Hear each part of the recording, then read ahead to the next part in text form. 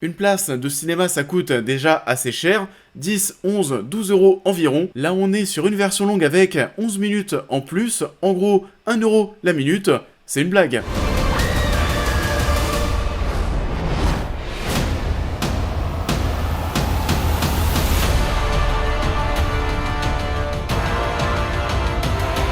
Bonjour à tous, et bah écoutez, j'espère que vous allez bien. On se retrouve aujourd'hui pour parler de la version longue de Spider-Man No Way Home disponible au cinéma. C'est vrai que ça fait pas mal parler parce que des versions longues qui ressortent au cinéma c'est quand même assez rare. Et il y a une surprise, oui dans ces 11 minutes en plus, on vous l'a pas dit, personne ne vous en a parlé. Je vous le dis en exclusivité sur la chaîne. Oui, il y a un 4ème Spider-Man dans le film. Et attention, on fait pas les choses à moitié ici, il est présent sur la chaîne en exclusivité mondiale. Je vais le chercher, Peter! Hey! Et oui, c'est moi, le 4ème Spider-Man, l'invité de la vidéo. Un Spider-Man un petit peu spécial parce qu'ici, un grand pouvoir implique un grand VPN, comme NordVPN par exemple. NordVPN est un VPN, un réseau privé virtuel qui a été testé pour être le plus rapide du marché. Il permet de sécuriser vos données dans plus de 5100 serveurs à travers 60 pays et servira à faire croire à votre téléphone portable ou à votre ordinateur que vous êtes situé autre part dans le monde. Ce qui va vous permettre, entre autres, de débloquer et d'accéder à du contenu qui n'est pas forcément accessible chez nous. Vous concernant très probablement, ça pourrait être utile pour avoir accès au catalogue Netflix, Amazon Prime, Disney+, US par exemple, parce que oui, vous le savez, en France, la chronologie des médias existe. On a donc pas mal de contenus récents qui mettent du temps à être disponibles sur nos plateformes en France, sur nos télévisions, nos ordinateurs, nos tablettes, etc. Ce qui n'est pas le cas dans beaucoup d'autres pays. Avec NordVPN, vous pourrez y avoir accès de manière totalement privée et cela de manière sécurisée en protégeant vos données. En plus avec eux, c'est plutôt cool, regardez la description et le commentaire épinglé. On vous propose une offre en exclusivité, votre pack cybersécurité NordVPN plus 4 mois gratuits. Oui c'est vrai, commence à faire un petit peu chaud, j'ai retiré le masque. C'est bien entendu satisfait ou remboursé durant les 30 premiers jours, vous n'avez aucun risque d'essayer par vous-même. Le lien spécialement dédié à la chaîne est disponible en description, n'hésitez pas encore une fois à découvrir NordVPN. You're not Peter Parker. I'm sorry, what was your name again? Dr. Otto Octavius. Alors, on y vient, est-ce que cette version rallongée de Spider-Man No Way Home vaut le coup ? C'est pas une surprise, non, on va pas y aller par quatre chemins, on s'y attendait. Faut dire aussi que Sony ne nous a pas non plus vendu du rêve avec cette nouvelle version. On nous a jamais dit, c'est une version qui va changer le film, c'est une version qui va changer le MCU à tout jamais, rien du tout. Dans un premier temps, on va parler de ce que j'en ai pensé, on va aussi parler de cette manière de sortir une version longue au cinéma même pas un an après. Et dans un deuxième temps, on va revenir sur les nouvelles scènes. Donc oui, il y aura du spoil pour ces scènes. Après je vous le dis, vraiment, si vous n'avez pas vu cette version longue, je vous invite quand même à rester, c'est pas grave. On va pas revenir aussi sur le film en lui-même. On en a déjà beaucoup parlé sur la chaîne au moment de sa sortie, il y a les critiques, il y a plein de vidéos, n'hésitez pas si vous souhaitez rattraper ça. Et vous allez certainement vous en souvenir pour ceux qui étaient là, c'est vrai que dans un premier temps, même si le film n'était pas parfait, on le sentait déjà venir, mais l'aspect nostalgique fonctionnait, faisait quand même plaisir. Seconde projection, on se disait quand même que c'était dommage parce qu'il y avait quand même matière à faire quelque chose de bien meilleur, de bien plus marquant d'un point de vue artistique. Et dans un troisième temps avec Durandal, on a parlé un petit peu de l'avenir du cinéma et du multiverse. Et d'ailleurs on le voit, bah oui, des films autour du multiverse, en tout cas du côté de chez Marvel, on en a toujours autant. On a même eu aussi tout récemment un autre projet qui traitait là aussi le multiverse à sa façon.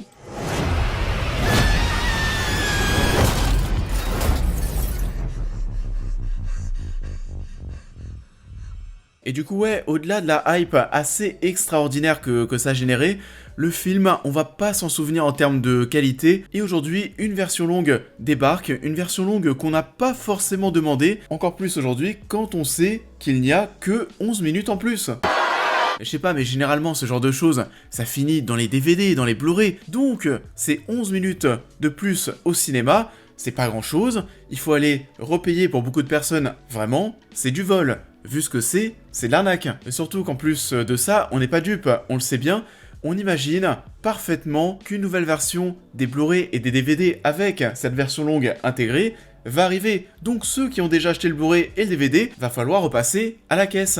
Si vous aimez bien sûr, avoir les versions complètes. Donc oui, cette version longue au cinéma, elle sert à pas grand chose. On va en parler un petit peu plus en détail tout à l'heure, mais on essaye de corriger une petite incohérence, mais du coup ça en crée quand même une autre. Enfin bon, on en parlera tout à l'heure. L'un des gros enjeux de cette ressortie en salle, on imagine très bien c'est le fait de passer les 2 milliards de recettes. Aujourd'hui c'est de la com, c'est toujours important, on se rappelle très bien lorsqu'Avengers Endgame était sorti, lorsque ça commençait à rattraper Avatar, lorsque même ça a dépassé Titanic, on se souvient, il y avait des visuels qui avaient été écrits, James Cameron avait aussi réagi d'ailleurs. C'est une course qui n'a pas forcément de sens parce qu'on sait très bien qu'avec l'inflation, c'est compliqué de comparer toutes ces œuvres, de comparer ces succès, mais bon, encore une fois, c'est de la com, on s'en fout. Ce qui est sûr, c'est que cette ressortie, elle est totalement forcée. Je ne vois pas vraiment, à part les fans qui sont, qui ont bien kiffé le film, qui ont envie d'aller le revoir dans une version cinéma, en tout cas en salle, je ne vois pas qui serait intéressé pour revoir No Way Home pour 11 minutes en plus. Et surtout que je l'évoque depuis tout à l'heure, ces 11 minutes, elles vont clairement pas changer votre vie. À la limite, allez, si t'as une carte illimitée, tu peux aller au cinéma sans payer, pourquoi pas. Il suffit de trouver 3 heures et tu vas te retaper un petit kiff.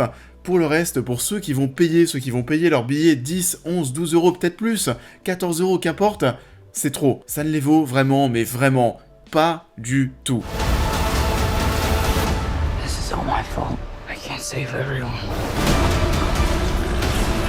Du coup, je pense qu'on va pas tarder à revenir sur le contenu des scènes qui ont été rajoutées dans cette version longue. Encore une fois, vous l'avez compris, je vous conseille pas forcément de vous rendre au cinéma pour ces 11 minutes en plus.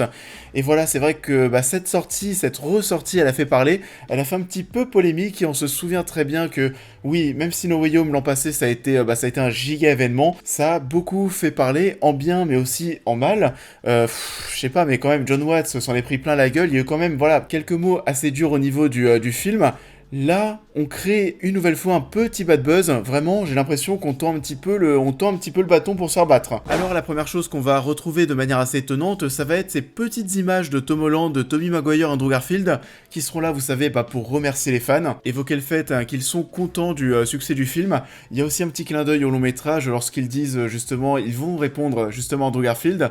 Dans le film, Andrew Garfield leur dit tous les deux qu'il les aime. Les deux lui répondent juste merci. Cette fois-ci, dans cette introduction, ils lui répondent, ils l'aiment aussi. On va voir une scène, on avait connaissance de cette séquence d'après des photos de tournage, et il me semble aussi qu'on la voyait un petit peu dans un trailer. On va voir la scène où Spider-Man arrête un voleur dans la rue, ce voleur est interprété par le petit frère de Tom Holland. On va vouloir insérer dans ce passage une réplique assez rigolote, comme quoi les deux hommes ne se connaissent pas, en faisant référence bien sûr à leur vraie vie. Ils sont frères, ils se connaissent. C'est une scène qui aurait pu être laissée au montage si elle n'était pas devenue ensuite trop longue.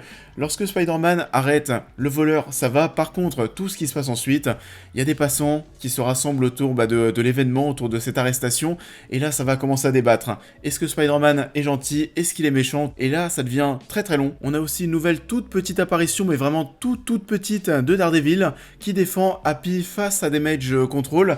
Damage Control qu'on voit d'ailleurs un petit peu plus. Ça servait à pas grand chose aussi, comme tout ce montage qu'on va avoir lorsque Ned, MJ et Peter sont en train de s'installer, vous savez, au sous-sol chez Strange. C'est des petits trucs qui sont coupés par-ci par-là. À la limite, il y a un gros passage qui a été vachement cut. On va voir un petit peu plus ce qu'il se passe à l'école, comment les gens réagissent face à Peter. On va lui demander par exemple dans cette scène au gymnase d'escalader le mur avec un saut. Lorsque Tom Holland saute au mur, les effets spéciaux, le saut est dégueulasse, tu n'y crois pas du tout. On va avoir aussi pas mal d'interviews de Betty qui va interviewer ses potes, qui va interviewer ses profs. La séquence est assez fun en termes visuellement, parce que c'est fait de manière très amateur de la part de Betty. Les personnages qui sont en interview, si on regarde bien, on voit, vous savez, le contour autour de leur visage, le contour vert, on sent vraiment qu'il y a un fond vert derrière, que le contourage est mal fait. Alors ça donne un petit peu plus de matière pour comprendre à quel point Peter n'en peut plus de cette nouvelle vie où tout le monde est au courant. Par contre, en termes d'efficacité, moi je me souviens très bien lorsque j'avais sorti la critique, je disais que le début était très plaisant, très efficace, très bien rythmé, jusqu'au moment où Peter allait retrouver Strange, ou alors là je trouvais que ça devenait beaucoup moins bien. Là, avec toutes ces minutes en plus, parce que là on passe quand même 4-5 minutes en plus sur la vie de l'école, sur cette vie où tout le monde est au courant. Et si vous calculez bien 4-5 minutes ici, c'est quasiment la moitié de tout ce qui a été rajouté dans la version longue. Et je pense qu'on a bien fait de couper tout ça parce qu'on perd tellement en rythme. On va avoir des scènes ou des buggles qui sont un petit peu rallongées ou rajoutées. Jonah Jameson va s'entretenir avec un électricien qui était là suite à la capture de Mysterio sur les lieux, et Jonah essaye de lui faire cracher le morceau, comme quoi Spider-Man est à l'origine de tout ça. L'électricien, en gros, le rembarre et lui dit « Non, non, Spider-Man était là pour aider à ranger ». On a donc des petites touches d'humour en plus avec Jonah Jameson. La scène de l'ascenseur, on avait déjà vu ces images, elle sert à pas grand chose. Elle apporte rien, pourra peut-être nous faire un petit peu sourire pour son côté loufoque. Elle est pas si longue finalement, j'aurais pu penser qu'on allait la faire, vous savez, durer pour rendre le moment gênant, mais tellement gênant que ça en devenait drôle, mais même pas. Il y a eu pas mal de communication autour de ce passage. Ils ont voulu nous faire croire, vous savez, nous vendre ça, nous dire que dans cette version allongée, on allait avoir encore plus d'interactions entre les 3 Spider-Man. La vérité, c'est qu'il n'y a simplement que cette conversation qui est rallongée. Vous savez, lorsqu'ils parlent des différents ennemis, par exemple, qu'ils ont combattus, voilà, ça papote un petit peu plus. Est-ce que ça apporte quelque chose ? Pas du tout. Et la dernière chose notable qui a été rajoutée, qui a même été changée, c'est la seconde scène post-générique. Vous vous en souvenez peut-être. La seconde scène post-générique de No Way Home, c'était le trailer de Doctor Strange 2. Remettre cette bande-annonce ici, ça ne servait à pas grand-chose. Donc, on a voulu corriger une petite incohérence. Le sort de Strange permet d'oublier qui est Peter Parker, qui est Spider-Man, qui est derrière le masque. Et vous allez vous en souvenir parce que beaucoup de gens en ont parlé. Qu'en est-il des photos, des vidéos de Peter Parker en Spider-Man? Ok, les gens oublient, mais sur le net, il y a de quoi retrouver qui est Spider-Man, quand même. Et là, on a voulu te corriger ça, c'est Betty qui tient encore son émission, et on repasse, vous savez, des images d'archives de ces étudiants de cette classe, leur moment à l'école, en voyage, etc. Et surprise, il n'y a plus Peter sur les images d'archives. Si Peter a disparu du coup des photos et vidéos, là aussi ça n'a pas de sens, parce que on est sur un sort d'amnésie qui touche les humains, mais pas la technologie. Donc voilà, je sais pas trop, en tout cas ce qui est sûr, c'est que c'est bancal, une nouvelle fois, et qu'il y a très peu, mais vraiment très peu d'intérêt à aller voir cette nouvelle version au cinéma.